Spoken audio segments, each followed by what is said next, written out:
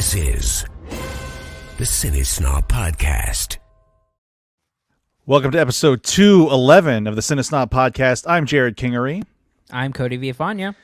Cody, I was mentioning to you before the show, I actually like your hat today. I know it's one of your, being a rascal hats about, shitty movie hats, but Hey, Jerrod, we don't peel back the curtain here, and we don't reveal our bits. So I don't appreciate you doing that. I thought we had, but okay. You wanted everybody to think you were a fan of the whole 10 yards? Yeah. Oh, I mean, the joke, Jerrod, is that you don't address it. That we don't address it, and people are like, what's all this about? We have talked about your hats literally almost every time. You address the fact that I'm wearing one, but you don't make any sort of assumptions or commentary on them. Okay, well, I'm sorry that I blew the bit, but it's fine. Our dozens of our viewers are going to be into our podcast in which we did something with it this week. So that is a Transformers hat. That is the Autobot symbol on the front. But it's specifically a Revenge of the Fallen hat. I believe so. It's on I think it might be on the back of the hat. Whatever. Can you read it in Braille? I was trying to read. No, I can't quite get it. Yeah, I mean, it looks like something you'd buy at Universal Studios after you get off the Transformers ride.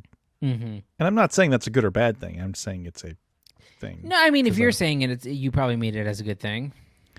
I've been to Universal several times since that ride was opened. It's a really fun ride. I don't know how big you are on like simulator theme park rides or anything, but it's quite an experience. But man, I just wish to all hell it wasn't so closely related to those terrible, terrible Transformers movies. That has to be particularly difficult for you as a childhood Transformers fan to watch. Yeah. Like 4, 5, 6, however many. I mean, I would assume, I'm just making assumptions here. I assume that Bumblebee is your favorite of the Transformers movies. Yeah, I don't mind the first one. I don't mind the very first one because it had some actual like storylines happening. The I don't know if you remember, like there was a whole thing with Anthony Anderson in the first Transformers film. Anthony whole story. Yeah. Anthony Anderson was like a hacker in the first Transformers. Anyway, so there was like more than one storyline happening throughout it. But yeah, Bumblebee is probably the best one. But yeah, I've had this conversation with people before. The idea that these Marvel films and even DC film, like if you're a fan of Marvel and DC, which I am, obviously, like anyone who grew up in my time frame, you're getting pretty great adaptations, or at least something that is interesting. Yeah. With being a Transformers fan, you're getting like racist dick jokes and fart jokes married with softcore porn. It's like, what am I even doing here? Like, what the fuck? Like, I think we've talked about it again on this show before. Like, what the fuck is happening in the first one with Mark Wahlberg, where there's like a 3-minute conversation about how the Romeo and Juliet law, how his daughter's boyfriend is allowed to have sex with her. This is a fucking Transformers movie. And Yeah. there's a poster right behind me here, Transformers the movie poster from the original animated film. And it's something that I grew up with and loved. It was probably my favorite toy. I mean, but definitely my favorite toy line as a kid. And, it was exciting. Like, hey, we're getting a Transformers movie. And the first one, I can forgive it a little bit because it was 2007. They hadn't really figured that shit out yet. But everything else, other than Bumblebee, has been just hot garbage. Yeah. Well, and two, it's been like, for some strange reason, a long-lasting franchise where they keep on making these movies that I guess they make money, but who's enjoying them? I mean, I don't think on any level any like purist Transformers fans are enjoying it, and so I don't know. I mean, anyone I know who was super into Transformers has not been a fan of the movies, and I don't know how could you be. That's the thing. You go back to the Marvel films and you see like, oh, They're even treating, stupid concepts like Groot and Rocket Raccoon, with respect. Meanwhile, Transformers, outside of the Optimus Prime character, which isn't even close to what it should be, like everything else, they're just throwing names at shit. It's Right. like, oh, this is Hot Rod. Like, that's not the Hot Rod you remember. It's just some other psychotic robot that is doing stupid shit and making veiled racist comments and, in between slow-mo shots of some woman's ass. Like, in between her legs from behind.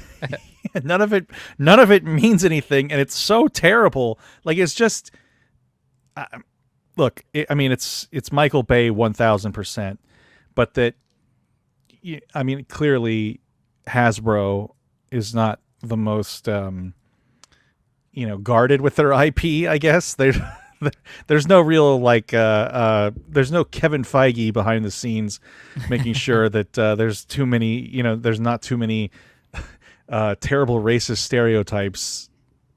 I mean, that's really what it is. It's like, and it's funny to me because it's like they're no stupider than the Fast and Furious movies. Like, the Fast and Furious movies are just as stupid.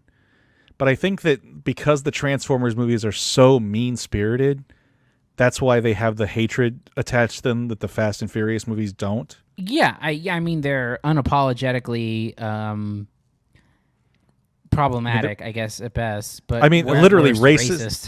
racist and misogynist and just juvenile garbage. So Though like they, I said, they did hard work to reclaim the Bumblebee character, though. No, and I really do have a fondness for Bumblebee. I think it's a step in the right direction, and it shows getting a sympathetic lead actress in Haley Steinfeld, and adding what's the guy, the male part? Who's his name? Not John Cena, but he was in also Jurassic World. You mean the kid in it? Yeah.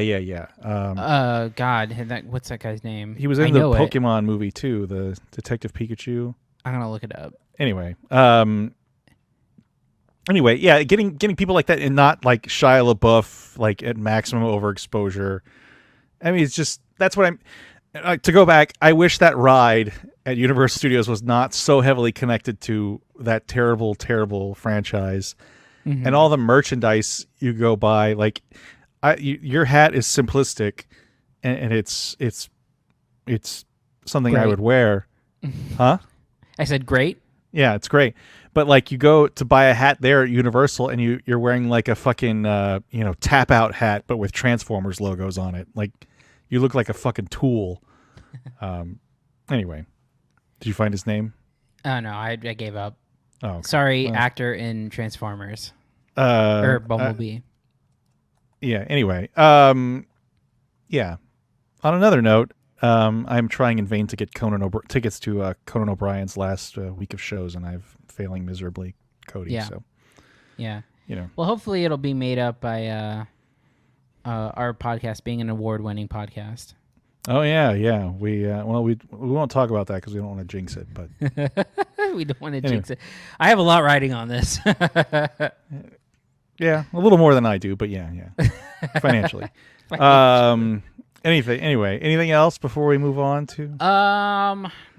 Not really. It's a bit of a slow week because I think everything is prepping towards next week, and as we said, the summer movie season in earnest is probably truly starting next week. So, this week's been a bit light. I mean, I guess, if we want to talk news, it did come out that Peter Jackson's Beatles documentary Get Back, which was slated to come out, I think, in July of this year in theaters, has been now pushed to a 4-part Disney Plus series. So it's going to be 6 hours long, a 4 hour and a half installment, or excuse me, 4 hour and a half installments that are going to be airing over Thanksgiving on Disney Plus rather than coming out in theaters. So, depending on how you look at it, there's a lot of people right now who are saying, "Oh, it's not coming out in theaters. This demands to be seen in theaters," who are complaining about that. And then there's some people like me who are like, well, shit,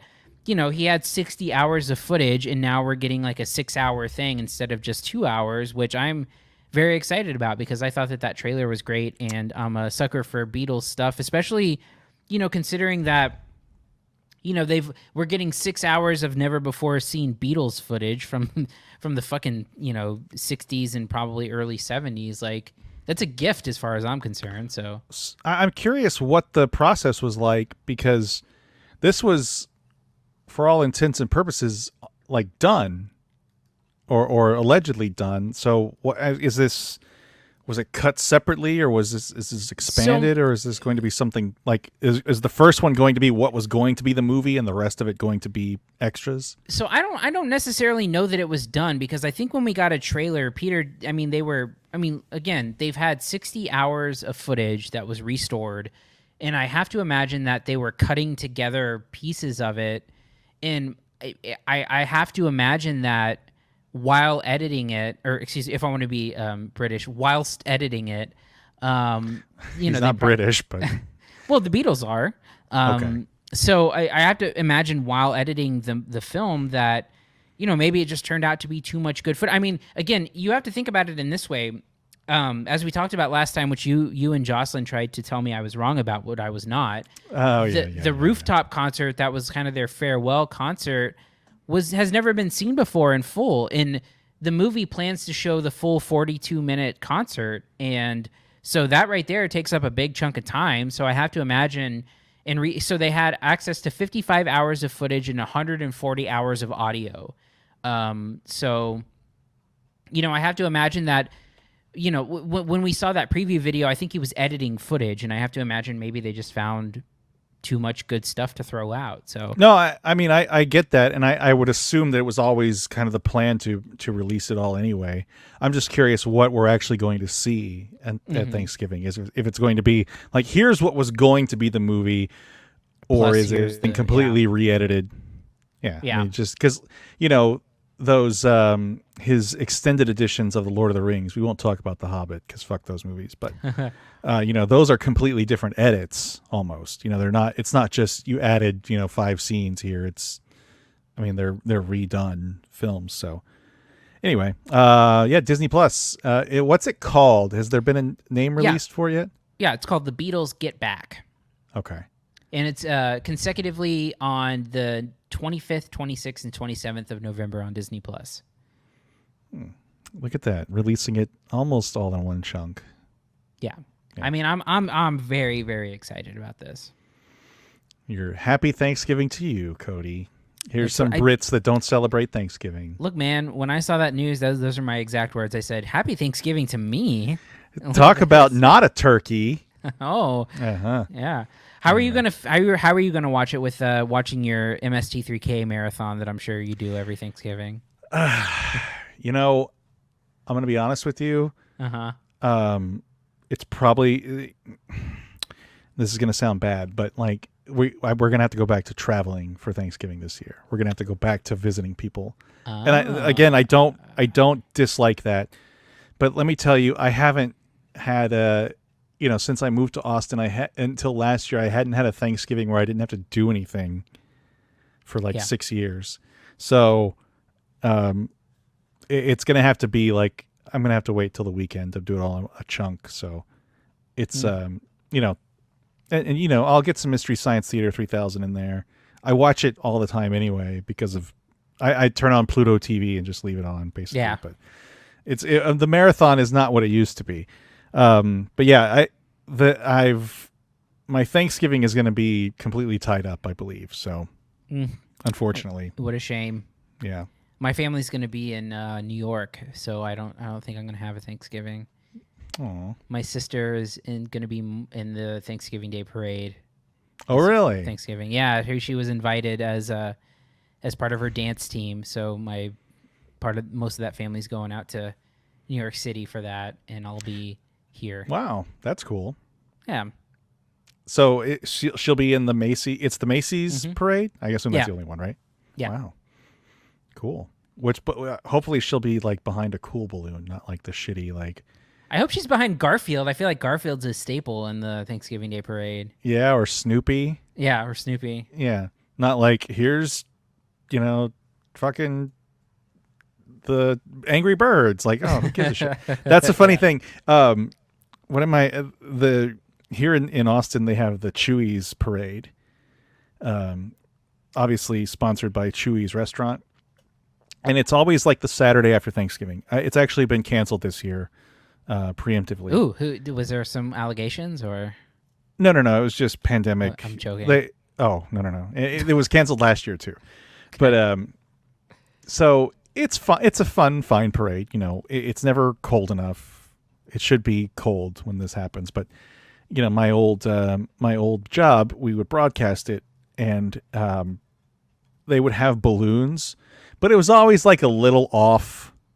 Like it wasn't like the good balloons. It'd be like, here's the Coca-Cola polar bear. Like, I feel like that one's probably like been around for a while. And then it was like, here's the Angry Birds. Like, it's like 2013 again. Like, oh yeah.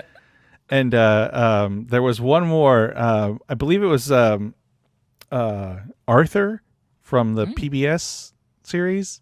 Yeah. And which like probably famous aardvark.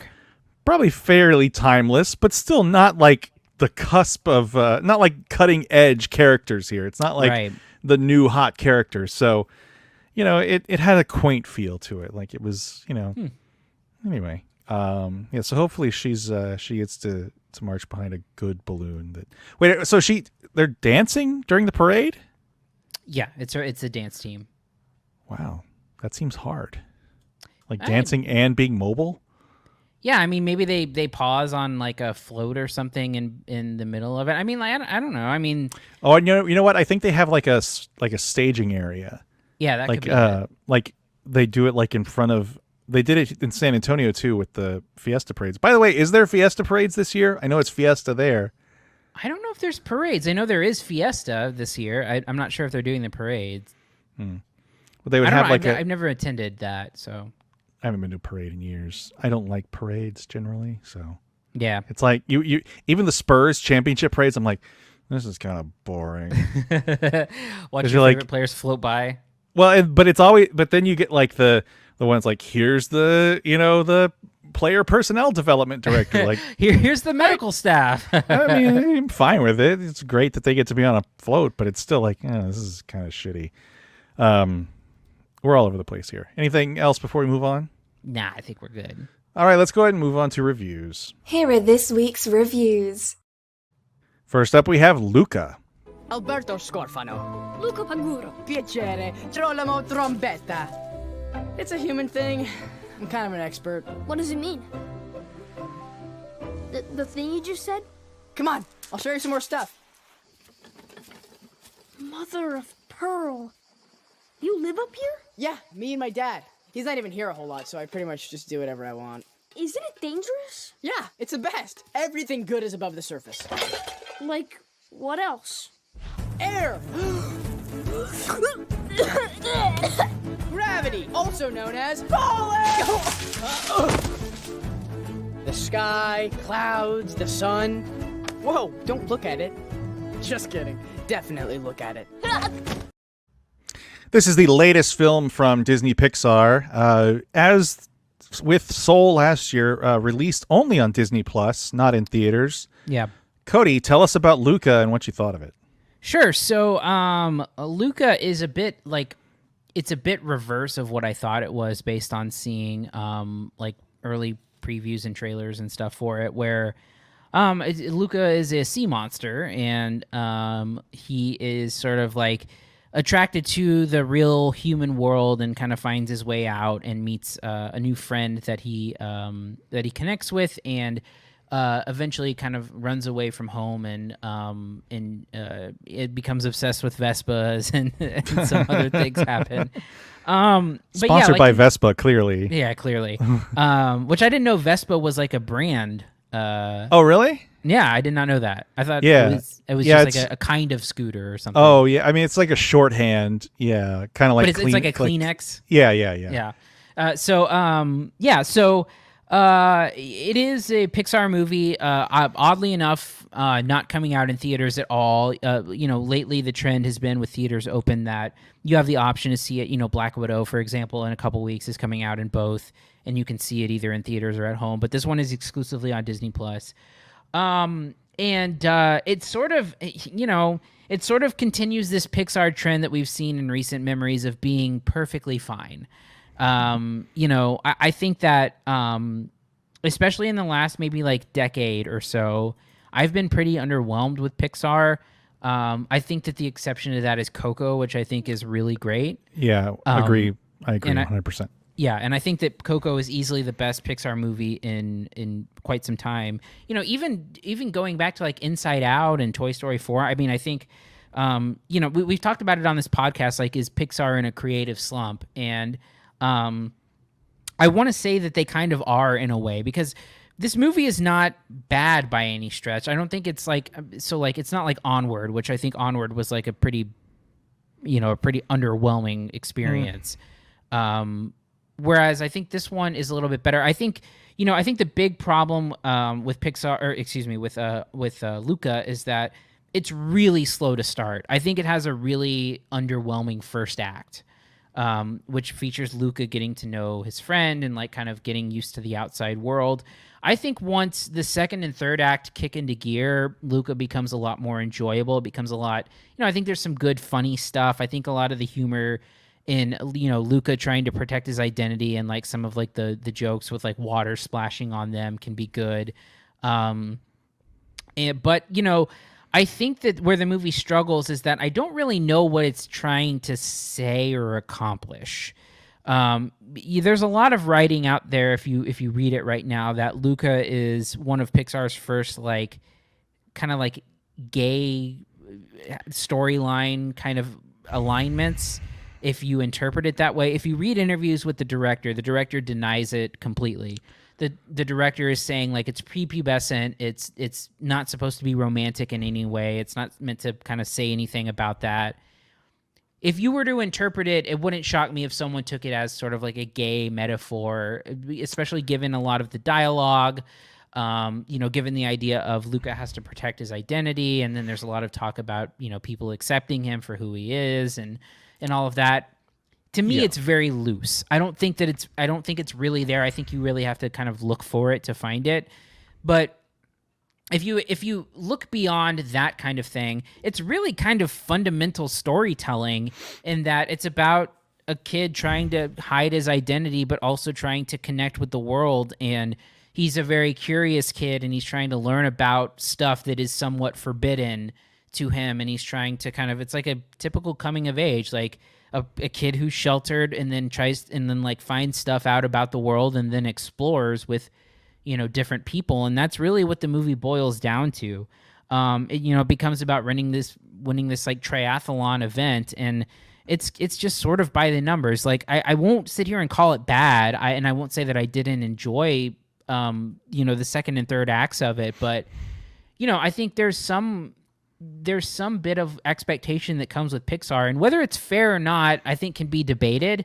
But I think it comes from a place that Pixar has been such a bastion of great quality animation films for so long that when we get these movies that seem a little by the numbers, it's disappointing. And I think this movie, in terms of like just coming from a perspective of like, this is a Pixar movie where we expect a lot, I don't think it's great. I think it's fine, but it's not great. Yeah, I feel like the Pixar ship has sailed when it comes to the greatness. I mean, I think it'll coast forever on the strength of stuff like, even Inside Out, which I thought was not terribly great, and stuff like WALL-E, and going back further to Toy Story 3 and Toy Story 2, and then Ratatouille, right? This I think falls into the same camp as Onward, and a little bit as the same as Soul, in that the concepts themselves are very complicated, and I don't know that they do a good job telling the story in a way that makes sense. Like Onward had this family of ogres or whatever they were, I don't remember, trolls, whatever, that told a very sort of human story. It really could have been just humans in that story. Mm-hmm. Soul has a lot of legwork to do to introduce this concept of, the main character dying, and then him, these souls that are kind of unassigned, and how they have to get assigned to bodies on Earth. So it's got a lot of that in it, in that this is, Luca's a sea monster who, when he's exposed to land, turns into a human. The movie doesn't really ever kind of explain it. Right. It doesn't really. It doesn't seem to stand for anything. Yeah, it's not. The mythology of it is it's non-existent. It's this Italian set thing with, one of the things that it's just kind of careless, and it seems like low-hanging fruit. Like it's reaching for the low-hanging fruit too, because there's a point where Luca and Alberto, which is his friend, who's also a sea monster, to further play up to further indulge people who are reading this as a same-sex love story, who's also a sea monster in hiding, who is jealous of Luca's friendship with a girl. The two of them are out like playing, and they hear like some sea captain say like, "Hey, stupido," whatever. Mm. And then they use that wording in town, and it turns like people against them. But by all accounts, they speak the same language. Yeah. Like whatever this is supposed to be. I mean, I assume it's supposed to be Italian, but they're speaking English, and they know how to talk to people. And then they keep saying this line for the I guess the cheap laughs that come with it in a kids movie. And that's really the kind of carelessness you don't expect from Pixar. Fettuccine, Jerrod. I mean, it's like, "Hey, stupido," and they're like, "Oh, why did this person not react kindly to it?" Like, well, because you called him stupid. You know what this means. You speak the same fucking language. Right. It's just careless stuff like that you'd expect in a lesser animated film. And I mean, we're guilty of it too, perpetuating this myth that it coming from Pixar is supposed to be something, higher value than another animated film. But, look at Mitchell's versus the Machines from a few weeks ago. That was a way better film, that has this sort of, that also is full of product placement. I mean, I don't know if Vespa paid for this to be in a Disney film, but they mentioned the name Vespa a lot and show the logo an awful lot. Yeah. It's fine. I don't know that it's of the 3 Pixar movies that have come out that have been released in the last year. It's definitely the weakest. I don't know that it's not bad, but it's just sort of, it's just really kind of. I just struggled to understand what it was for me. Like, so many of these Pixar movies are analogs for different things. It's a lot about like, loss and growing up and. Yeah, but it's a very typical coming of age movie where if you strip back the intricacies and weirdness of like the fact that he's a sea monster and you like peel back that idea, it's really nothing. Yeah, it doesn't make any sense. And then the idea that this village is sort of predicated on the fact that they fight sea monsters, right? And then you can probably figure out at the end how that works out, right? And you're like, well, why did he have to be a sea monster at all? Like, what did this accomplish? It serves no purpose. I will say though, I enjoyed the voice work of Jim Gaffigan in the movie. And it's strange because it's like it features like Jacob Tremblay playing an Italian boy, and Jim Gaffigan and Maya Rudolph playing Italian parents and stuff. It's that's a weird thing to me. Like, I don't understand. Yeah, it's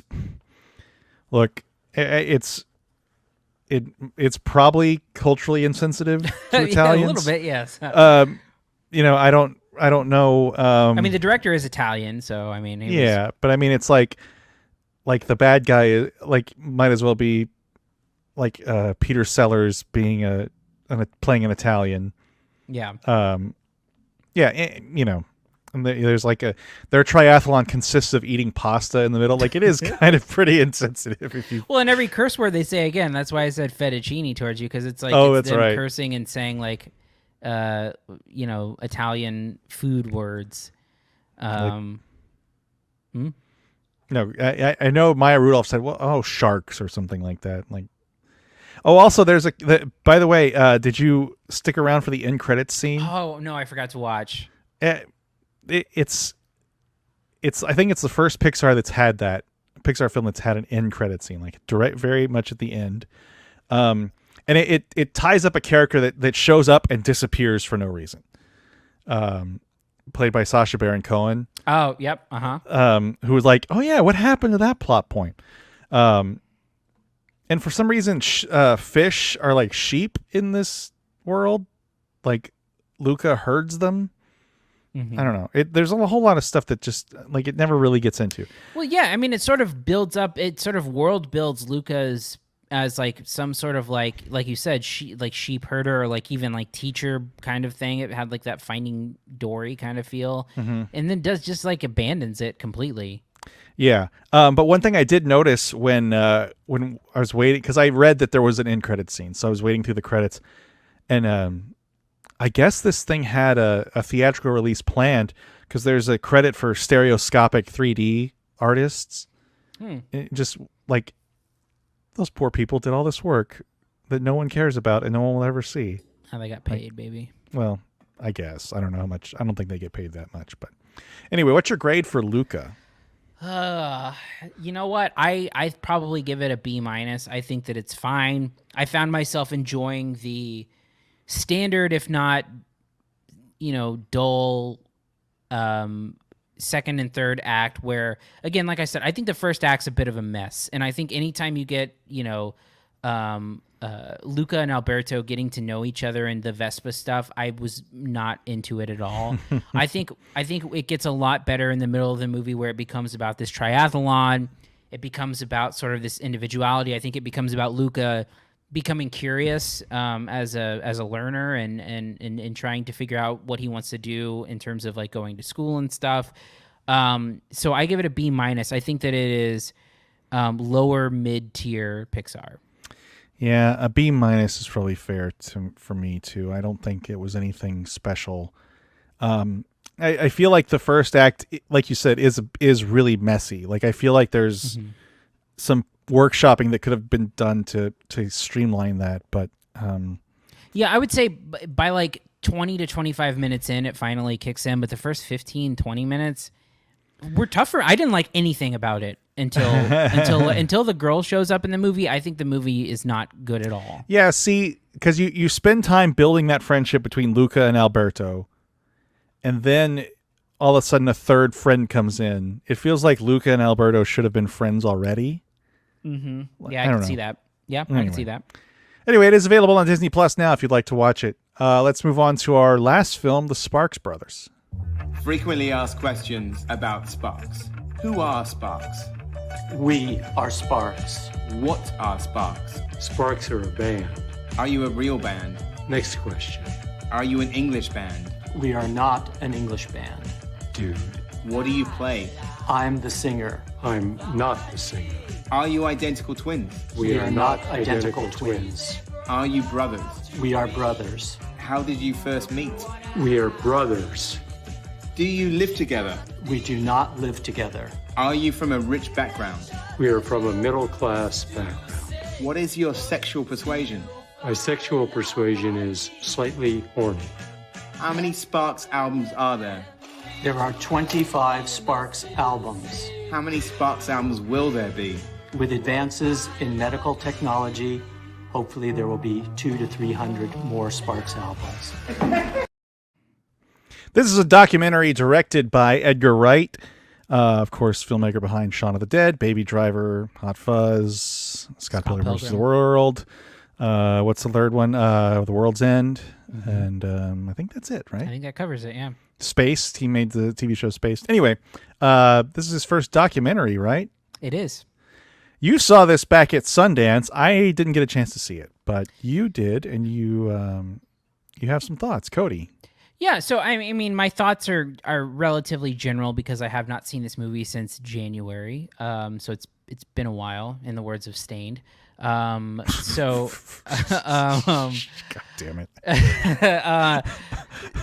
It's a documentary that it's Edgar Wright's first documentary, and Sparks is a band that's really interesting in that so many rock documentaries these days are about these bands who were very heavily influential but never broke through and crossed through the mainstream. So the biggest analog I can think of is Big Star, Nothing Can Hurt Me, which was a movie about the 70s rock, or a documentary about the 70s rock band Big Star, who was really heavily influential in anything that came after it. And this is very similar in that way. I will say where this documentary sort of diverts from the typical rock documentary, this is an entirely comprehensive documentary. So, when Sparks in that clip you just saw talk about having 25 albums, this movie goes through every single album of theirs. And I mean every single one. So in sequential order, you learn about the beginning of Sparks, and then you go album by album and see their sort of progression. And the great thing about Sparks as a band and as a story is that they have, clearly in the United States have not broke through because, I would venture to say most people have not heard of them unless they're kind of hardcore music fans. Yeah, I've never heard of them before. Yeah. And they've never had big hits. They've never been super popular. They've never, had radio songs. But they were really big in England, and they really took off in England, which is why, if you see, taglines and stuff about the movie, they talk about the best English band to ever come out of America is what they say. Because they really attracted that British pop sense of music. And so it kind of shows that, through their trajectory, even when they popped in the late 70s as a big band, how they sort of never compromise their vision, and they're a very strange pop band. They've always been a step ahead of their time. And after watching the movie, I started listening to them a little bit more, and I really enjoyed. One of their earlier albums, Kimono My House, is really amazing. And they're just kind of this sort of weird pop band that throughout time have never gone away. They've never changed. They've never, they've made periods where maybe people didn't like their stuff as much, but they've continued to make their music. And so as a movie displaying kind of perseverance, I think it's really interesting. I think as a way of showing how they've subverted a lot of, being pigeonholed as any one thing. I think it's interesting. It's 2.5 hours. So, goodness.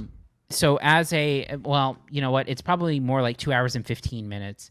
But either way, as a documentary, it's long. That's a long documentary. Over 2 hours is a long documentary. And I think that, going in, you're going to walk out with a sense of who Sparks are.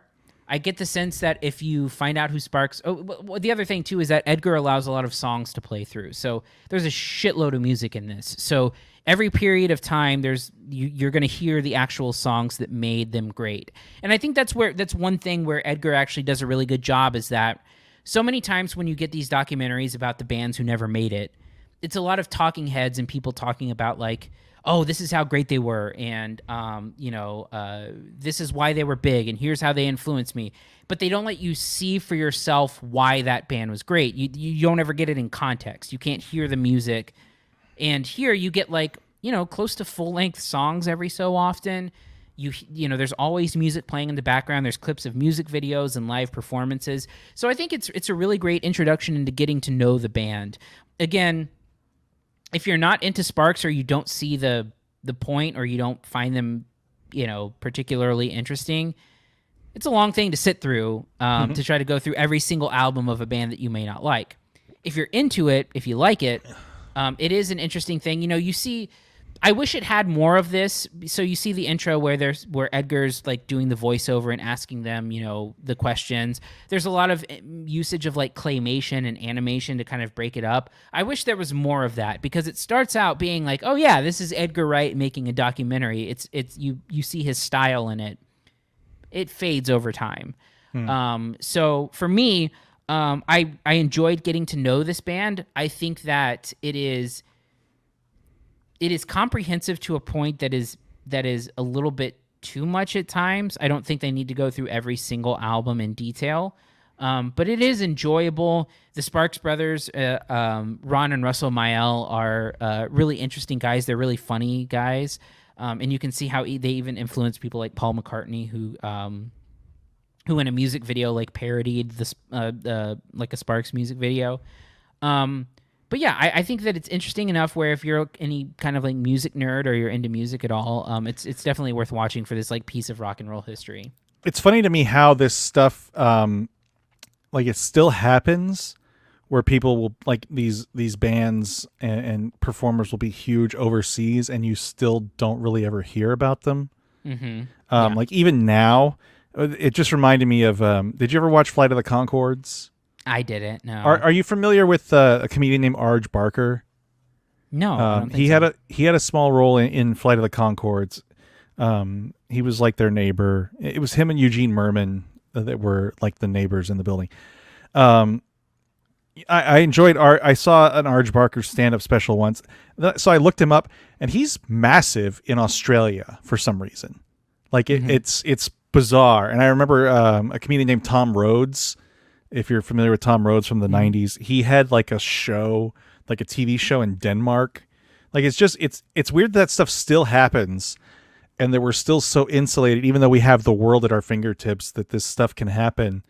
And like you would have figured in the last 20 years of the internet, you would have heard about Sparks, at least in passing. But the idea that it's still this cultural thing that never through, it's still fascinating how small the world has gotten, and how much this stuff can still slip through. I mean, the idea that this band has been charting for years in England and in the United States is still sort of underground after they've been around. I mean, they've released 25 albums. It's not as if this is some brand new thing. Like, they've been around for since the 70s, and, of course, it's interesting that, Edgar Wright, as a British person, has been a huge fan of them for a long time because they broke. And so it features a lot of talking head interviews with a lot of really famous people. I mean, Weird Al is in it as a big fan. Scott Aukerman, Flea from Red Hot Chili Peppers, and then, a number of other people, too, where Patton Oswalt, it's one of, it's like that thing that was similar, like I said, to Big Star, where it's like your band's favorite band. And a lot of people believe that a lot of modern pop music is sort of filtered through the spectrum of Sparks. And I mean, it's just kind of a fascinating thing where I feel like after people see this movie, I think they will become big fans of Sparks, because I think it's really interesting. But it's it's bigger than, I mean, even Sparks have a movie coming out where they it's a movie that's coming out with Adam Driver later this year called Annette. It's a French movie where they wrote the script and they wrote the music in it, and it could be an Oscar player. It's we'll see what happens, but this could be a really great year for that band. So let's pivot now. You actually talked to Edgar Wright about this. Yeah, back at Sundance, I had the amazing chance to interview Edgar Wright about this documentary, and it was a great, I mean, for me as a Edgar Wright fanboy for, the last 15 years, it was a bit surreal, but we talked a little bit about the documentary and, especially with this being his first time around, and then his viewpoints on Sparks. So it was a great conversation. Well, let's play it. Yeah. So I just kind of wanted to start off and ask you, as being a big music fan, I'm sure there were countless bands that you could have made a film about. What is it about your personal connection to Sparks, or the story of Sparks, that really drove you to make this film? Well, I think it was something where it wasn't like I necessarily had kind of thought actively about doing a documentary or like picking like a band to do a documentary about. It sort of came about in a weird way because I had been a Sparks fan for a long time. And I think maybe my fandom had got like sort of, you know, bigger in a way just because I was kind of, as I'd known them since I was 5 years old. They'd always been a bit of an enigmatic riddle to me in terms of they kept coming back into my life in like different guises, doing different genres.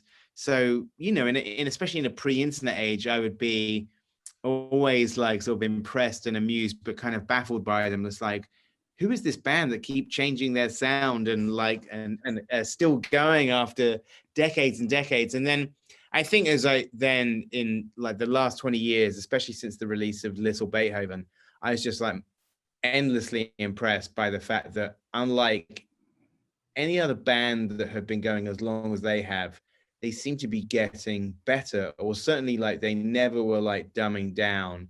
They were always pushing for something kind of more or getting more ambitious. And it was just sort of highly unusual to me. So I guess in a way, I had a lot of questions just as a fan. And then I found myself like, when you're a Sparks fan, you start to become like an evangelist in the sense that you kind of like always trying to turn other people onto Sparks, especially when they mention a band who have been influenced by Sparks. And then it's like, oh, wow, if you like them, you'll love Sparks. So then I got it into my head, and this is probably around the time that I actually met Ron and Russell, where I would be saying to my friends, you know, this band deserves to be bigger than they actually are, or more people need to know who they are. And like, maybe like if there was only a documentary about them, like, you know, then everybody could see how ahead of the curve they were and like how influential they'd been. And I started to sort of say that they were like the best and most influential band to not have a music documentary about them. Now, eventually, one of my friends called me out on this. Like, I went to see a Sparks gig in 2017 with Phil Lord, the director. And I was saying the same thing to him, as saying, the only thing stopping this band from being as big as they can be is a documentary. Somebody needs to make a film about Sparks. And Phil said, you should do it. And I said, I will. And then after the gig, I pitched the idea to Ron and Russell. And as soon as I'd said it out loud, I realized that was a verbal contract, a promise that could not be broken. So like maybe like 3 years later, here we are with the finished film. I mean, in a weird way, it's that thing. It was more of a succinct way of me, rather than chewing people's ear off at dinner, trying to kind of convince them to listen to Sparks. Eventually, I thought it would be easier for me to make, you know, a 2-hour plus film about them and say, here, watch this. So sort of similar to that, in a lot of documentaries about bands or musicians that are either underrated or underexposed, it seems like it would be a challenge to, you know, tell the story of the band, but also contextualize them to an uninformed audience, like about their legacy, and also give them an idea of what they sound like if they've never heard them before. So what's the challenge of doing that without the ability to like sit someone down and play them a bunch of albums? Well, I feel like maybe, you know, like, you know, the film is just over 2 hours long. And part of that is because I wanted to give people, especially Sparks virgins, the opportunity to actually hear them. I felt like I watch a lot of music documentaries, and sometimes, not mentioning any names, I kind of get annoyed by some documentaries where they never give you the space to actually hear the song. And maybe you hear like 2 seconds of it, and then immediately the next talking head comes in. There was one in particular recently where I won't mention the name of it, but I thought, wow, if you didn't already know these songs, this documentary gives you no opportunity to appreciate it for like even like a second. So with Sparks, and with a 50-year career, and one that I felt like it was important to contextualize them, and they're a band where the misses are as fascinating as the hits, and somehow as important to the story as the hits. I just felt like you had to kind of like let people hear the music and see how it develops. So that was a really important thing to me. And I found in the edit that, you know, I think there was a point actually where I'd been editing during lockdown, and I had a cut of the movie. And weirdly enough, I don't know why I keep talking about Phil Lord, but he was one of the many directors that I showed it to. And he did say, he said, I love the documentary. He goes, it'd be great if you could hear a bit more of the songs. And so I said to the editor, I said, we're going to do a pass where we just like let it breathe a little bit and just hear some of the songs. So, you know, that's the finished thing is that, and you know, we're covering, you know, like a huge discography and that goes, I mean, the first Sparks album came out 50 years ago this year. So it's an extraordinary like body of work, but also it encompasses so much like time. And also just that the great thing about it for me was to show in the documentary who influenced them, or rather what influenced them, not just music, but like film and like TV and even advertising and just like pop culture. Then like the music that they make, then you see through the interviewees, the people that are inspired by Sparks, and you know what music they make. So it starts to kind of connect a lot of dots for people where they sort of understand, okay, that makes sense because that band sounds a little bit like Sparks. And they, you know, I got people on record to sort of say that they like were hugely influenced by them. Mm-hmm. Yeah, that actually leads into another question I had, which is sort of about, you know, music is obviously really important to your filmmaking, you know, creating soundtracks and needle drops in the films themselves. When you have so much material to pull from Sparks and also trying to give an idea of the context of the band, was it a different kind of challenge to pick the right songs for the moments in the film? No, not really, because I think sort of they organically came through, or they're sort of telling the story themselves. So, you know, like you might just it's a sort of an embarrassment of riches in a way, but I think ultimately to tell the story of each phase, you know, we pick the kind of the key songs from each.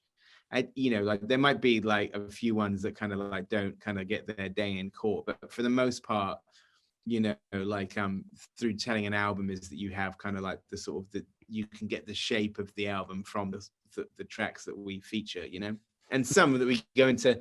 What's nice also is in places to go into great detail about an album track. It just like there's one point where Neil Gaiman does the deep dive on one of the songs from Indiscreet, which just because he's so passionate about it, like it might not be the most famous Spark song, but what you get from it is how like fervent the fans are and how eloquent they can be talking about a song that they heard in 1975 and has never left their brain.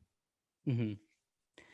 In sort of on that same path, through either your own exploration or talking to people who you interviewed for this, did you walk away from this experience with a perspective on either a particular album or period of time for the band that was opened by hearing someone kind of talk about it, sort of like you talked about with him? Yeah, I think actually, like in doing the documentary, I definitely got to know albums that I previously didn't know that well or only listened to a couple of times.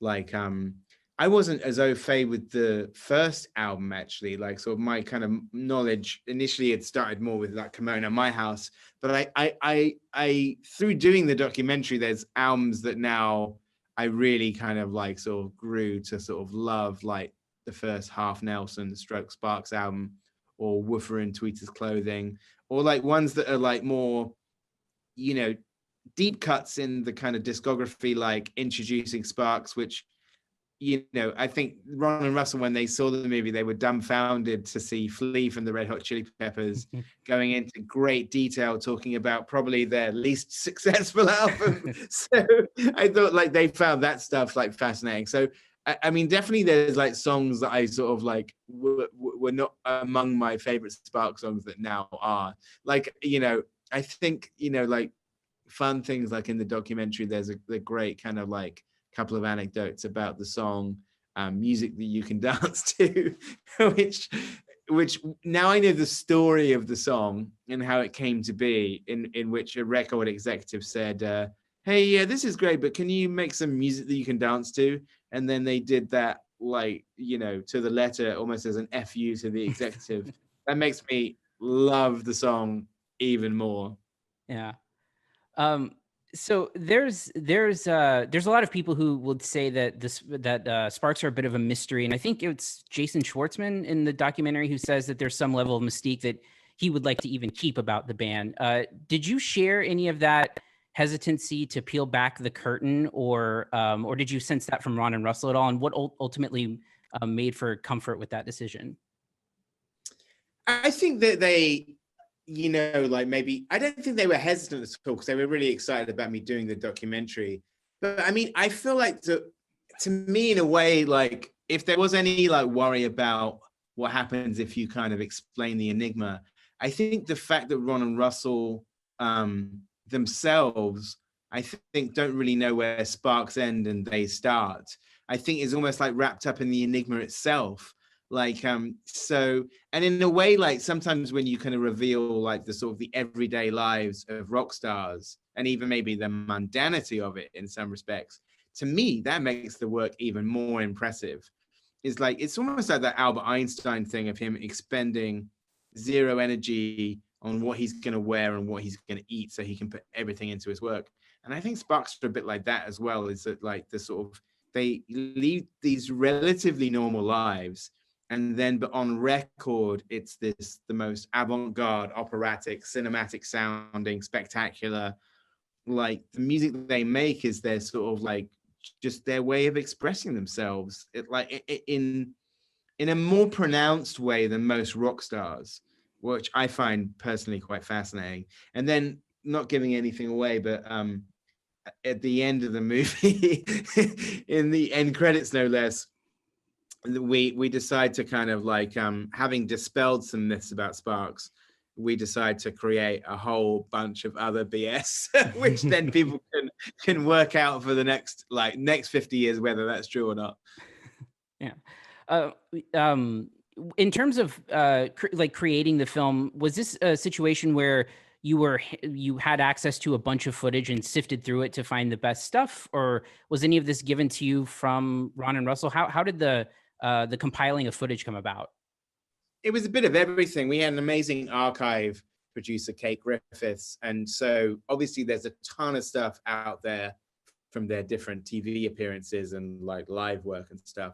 But Ron and Russell provided some things that had never been seen, like Russell's student film, his French New Wave spoof. But then also we got a lot of stuff from people out there, because myself and Sparks on social media put the sort of call out saying, we're making this documentary. Do you have any footage or any photos or any stories? And we got a huge response from that. And some of that stuff is in the movie, like stuff that Ron and Russell had never seen, like sort of footage from some tour, like the 1976 Big Beat tour that fans took. Or, that's how we found, there's a moment in the film where we have this concert footage where there's a lot of young female stage invaders, like disrupting the concert. And through putting the word out on social media, one of them got in contact with us to tell her story. And I said, hey, we have that gig. Let's interview her. She wrote this amazing email. And I said to the producer, George Henkin, I said, we should get her to tell that story on camera. Because that was one of the things with the documentary that was like this amazing gift, is like, unusually for a band that had been going since the early 70s, a lot of the participants are still with us. So like sort of nearly all of the personnel of the first album are in the documentary. All of the band, like the producer Todd Rundgren, the engineer Jim Lowe, their tour manager at the time, Larry DuPont, who also took all the photos. It's sort of really kind of odd and amazing to have access to all of those people still now. And then weird things like, hey, we can interview a fan that jumped on stage like at this 1975 concert, like, and who remembers it in vivid detail, and then cross-cut with the roadie who pulled her off like stage, who happens to now be the Rolling Stones tour manager. So it very quickly became like an oral history, and that was really down to sort of like the wide range of people who wanted to talk about it, from famous people to kind of people who were fans at the time and remain fans to this day. Yeah. So I think I have time for one more question. So I kind of wanted to to get your sense of, you know, I feel like this movie is going to be an introduction to Sparks for a lot of people. And I've also, while I was getting into them, found your Sparks for Beginners Spotify playlist, which was also really helpful in getting to know them. And I'm wondering if there's anything that you want people to take away from the film in terms of the legacy of the band, sort of, you know, the idea that they continue to be who they were no matter what. What do you feel like is the big takeaway from that you hope people gain, and also do you hope to see any sort of like spike in Spotify plays or any kind of bigger footprint for the band in this stage of their career? Oh yeah, I mean, I'm almost, even though I know Sparks fans are going to love it, I'm actually like even more excited for like people who are Sparks virgins to watch the movie, because I think from the reaction I've had already from people who don't know them, they like are sort of kind of agog that there's like a whole chapter in musical history that they missed, and featuring so many other people that they already like. So I think there's an element with the documentary where I think it will connect the dots for a lot of people. And then I think the takeaway from it is it really is like a story of like, persistence of vision. The Sparks have sort of never wavered from this kind of their ambitions and their artistic vision and their kind of self-belief. And that sort of, I think, is a really inspiring thing, because a lot of people who, follow their dream get easily dissuaded, or, you know, there's probably about 10 points in the documentary where I feel like other bands would have jacked it in. And the fact that Sparks just kept on going with this sort of like incredible, like sort of resilience against kind of sometimes total indifference, I think is ultimately just like an incredibly admirable and impressive feat. And there's a point where like, if you keep going for that long and doing what you want to do rather than listening to like sort of, the trying to respond to the whims of a mainstream audience, there's a certain point where the audience just catches up with you. Like if you stay that far ahead of the curve, it sort of becomes like the tortoise and the hare. Do you know what I mean? It's like sort of like Sparks win the race, you know, a 50-year overnight success. Thank you for listening to the CineSnob Podcast. To read reviews, interviews, and more, visit cinesnob.net. See you next week.